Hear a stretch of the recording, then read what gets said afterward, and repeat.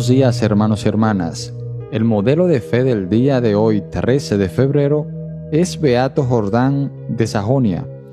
Fue el sucesor de Santo Domingo de Guzmán y el gran propagador de la comunidad de padres dominicos. Él nació en Sajonia, al sur de Alemania, y se doctoró en la Universidad de París.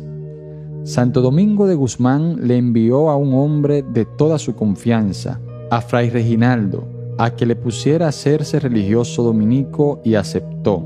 El miércoles de ceniza del año 1220 entró a la comunidad de Santo Domingo. El caso de Jordán de Sajonia es uno de los más impresionantes de la historia. Un hombre que entra a una comunidad y a solo 3 años de estar de religioso reemplaza al santo fundador y llega a ser superior general de toda la comunidad. Jordán sobresalía por su gran elocuencia y por la eficacia maravillosa de su palabra para conmover los corazones de los creyentes.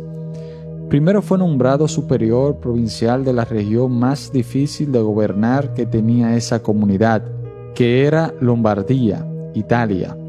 Luego, al morir Santo Domingo en 1222, los delegados de toda su orden religiosa lo eligen como superior general y reemplazo del gobernador, y en este cargo dura 15 años, hasta su muerte en 1237.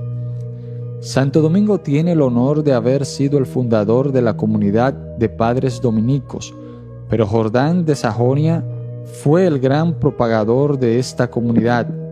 Basta con recordar que durante su mandato se fundaron 249 casas de congregación y se hicieron 6 nuevas provincias de religiosos.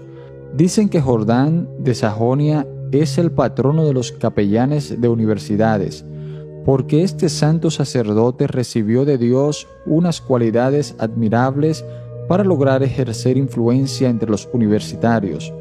Por 9 años había estudiado en la más famosa universidad, la Sorbona, en París, y allí aprendió muchas técnicas para lograr influir en favor de los estudiantes.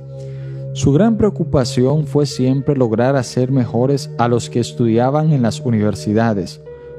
Un año predicaba la Cuaresma en la Universidad de París y al año siguiente en la concurridísima Universidad de Bolonia, y al tercer año se dirigía a predicar a la Universidad de Oxford, en Inglaterra, y en todas partes los frutos espirituales que cosechaba eran admirables. En la Universidad de Alemania conquistó para su comunidad al más grande sabio en ciencias naturales de su época, a San Alberto Magno, y conquistó también a Pedro de Tarantasia, que llegó a ser después el pontífice Inocencio V. Un famoso profesor de universidad previno a sus alumnos para que no se dejaran convencer por los discursos de Jordán, pero al oír uno de sus elocuentes sermones, se convirtió él también en uno de sus más fervientes admiradores. Uno de los antiguos biógrafos, compañero suyo, dice de él: las casas religiosas donde habitaba el padre Jordán parecían colmenas, por los muchos jóvenes que entraban a hacerse religiosos y por los muchos que de allí salían para ser superiores de otras congregaciones religiosas. Por eso él, al llegar a un convento, mandaba hacer muchos hábitos religiosos, teniendo confianza en que Dios le enviaría numerosas vocaciones, y así le sucedía en todas partes. El padre Jordán no solo se iba a las universidades a conseguir jóvenes muy bien instruidos para que se hicieran religiosos, sino que también se iba a los campos y a los barrios obreros a invitar a muchos jóvenes sanos, aunque fueran ignorantes, a que entraran a la comunidad a servir a Dios. Y esto le valió la acusación de que él recibía a gentes que no le iban a dar gloria a su congregación. Y sucedió una vez que recibió a unos 60 muchachos tan poco estudiosos que casi no eran capaces ni de leer los salmos en la oración de la comunidad, Y a quienes los criticaban por recibir esta clase de gentes, les respondió con unas palabras que resultaron ser una profecía o un anuncio de lo que iba a suceder en el futuro. Ténganles paciencia por ahora y concédanles tiempo para instruirse poco a poco, que un día se convertirán en grandes predicadores. Y esto se cumplió exactamente varios años después. Cuando Dios le confía a una persona un oficio especial, le concede las cualidades que para ese oficio necesita. Y al padre Jordán le confió Dios el oficio de conseguir muchísimas vocaciones para la vida religiosa, y por eso le concedió unas cualidades admirables. Recordemos algunas. El padre Jordán tenía unas cualidades que excedían a los que poseen el común de la gente.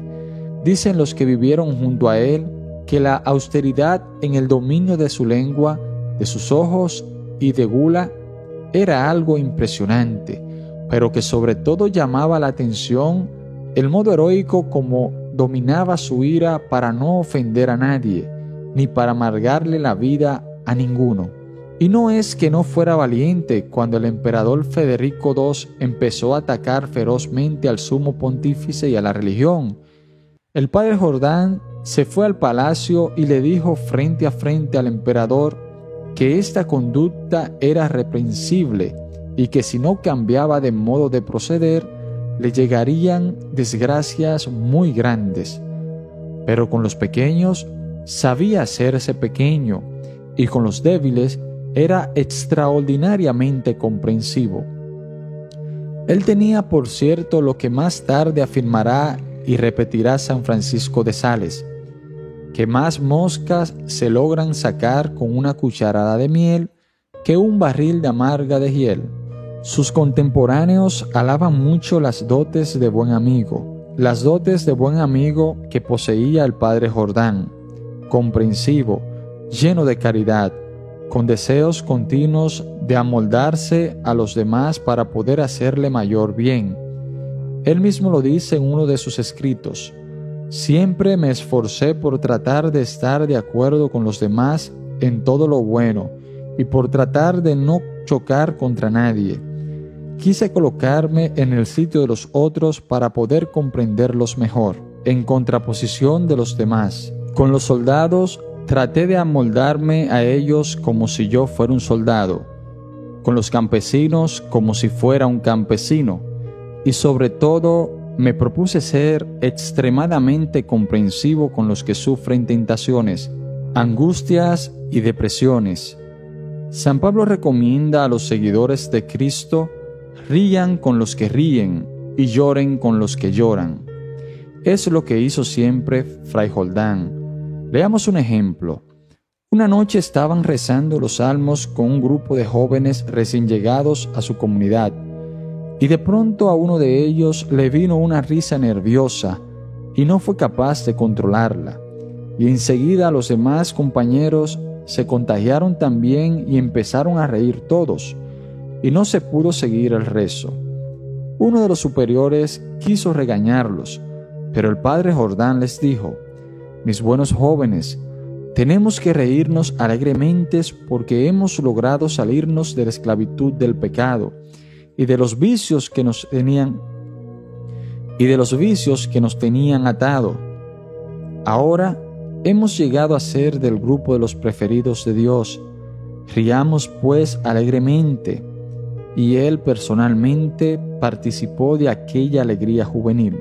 Alguien le preguntó si un Padre Nuestro rezado por un ignorante valía menos que uno rezado por un gran doctor de la teología, y él respondió: un diamante vale lo mismo si está en manos de un sabio que si está en manos de un analfabeta.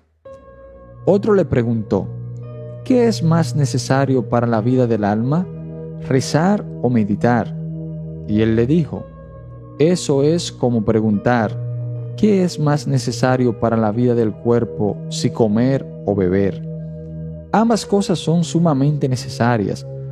Alguien le dijo: ¿cuál es la posición mejor para rezar? ¿Sentado, arrodillado, de pies o postrado? Y él respondió: La mejor posición para rezar es aquella en la cual cada uno se sienta mejor, con más fervor y con más inclinación a rezar bien. Esta frase la repitió textualmente el Papa 700 años después de haber sido pronunciadas por nuestro santo. El superior de una comunidad le pidió que le quitara aquel cargo, aduciendo que ese oficio le traía 4 males: orgullo, honores, trabajos y humillaciones. El padre Jordán le respondió: los 2 primeros sí son males, y de ellos te libre Dios, y esfuérzate por evitarlos. Los otros 2, el trabajo y las humillaciones, son grandes bienes que te conseguirán un puesto altísimo en el reino de los cielos. El padre Jordán, aprovechando que Dios le había concedido tal eficacia de la palabra, que dondequiera que predicaba o hablaba a la gente conseguía vocaciones, fue recorriendo ciudades y países predicando y consiguiendo que muchísimos jóvenes entraran de religiosos. El Señor le concedió la inmensa alegría de que el fundador de la comunidad, Domingo de Guzmán, fuera declarado santo por el Sumo Pontífice en 1234. Con esta bella noticia, ya Jordán podía irse al cielo tranquilo, y dispuso viajar a Jerusalén para visitar los santos lugares donde vivió y murió nuestro Señor Jesucristo, y para visitar a los padres dominicos que trabajaban en esa tierra.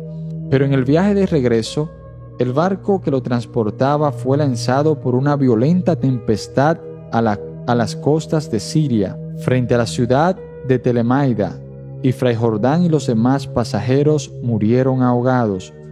Era el 13 de febrero del año 1237. Las olas llevaron a las orillas del mar el cadáver del padre Jordán, y sus religiosos lo sepultaron con toda solemnidad. Después, las gentes empezaron a conseguir milagros por su intercesión, y el Papa León XII lo declaró beato. Si quieres seguir escuchando estos audios, te invitamos a que te suscribas en nuestra página en Facebook, a través de podcast en iTunes y en nuestro canal de YouTube con el nombre Modelos de Fe.